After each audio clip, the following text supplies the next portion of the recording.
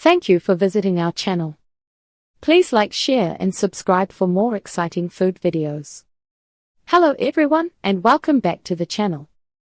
Today we're making caramel pecan brownies, a delicious dessert with fudgy chocolate centers, gooey caramel swirls, and crunchy toasted pecans. In this video, we'll talk about the ingredients you need and how each one helps create the perfect brownie. Let's get started. Some desserts hit every note at once.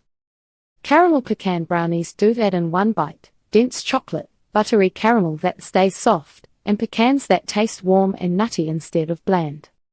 They're the kind of treat that feels bakery level, yet you can make them in a regular home kitchen. This video keeps it beginner friendly. You'll learn what each ingredient does so you can swap with confidence, a simple method to layer and swirl caramel without turning it into a hard candy sheet, and quick fixes for the most common brownie problems. If you've ever pulled dry brownies from the oven, you're in the right place. What you need to make caramel pecan brownies and why each ingredient matters.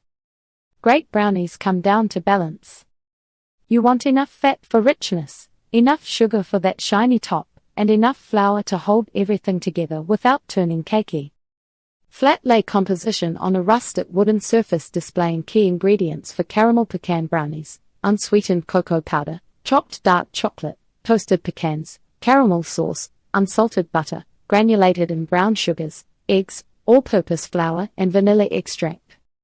Top-down view with soft natural daylight lighting in a clean, inviting style. Butter gives moisture and that classic fudgy bite. Sugar does more than sweeten, it helps create a thin, crackly top. A mix of granulated and brown sugar adds a little chew and deeper flavor. Eggs bind the batter and add lift, but too much mixing can make brownies tougher. Flour sets the structure, so measure carefully. If you pack flour into the cup, brownies dry out fast.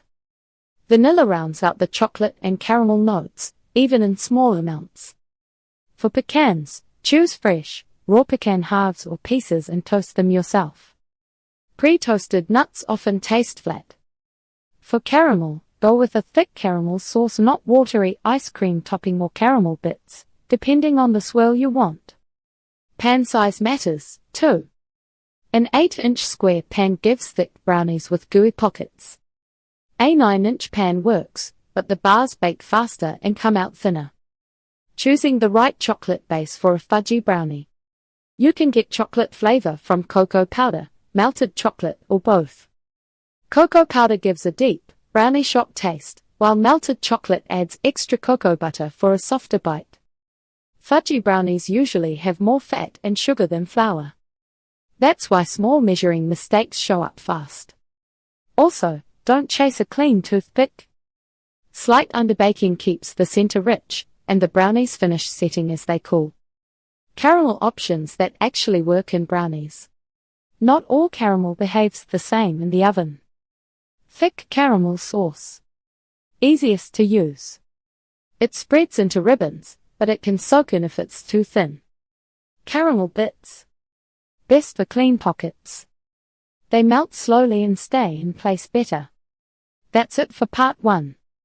Now you know the ingredients and the basics behind making rich caramel pecan brownies.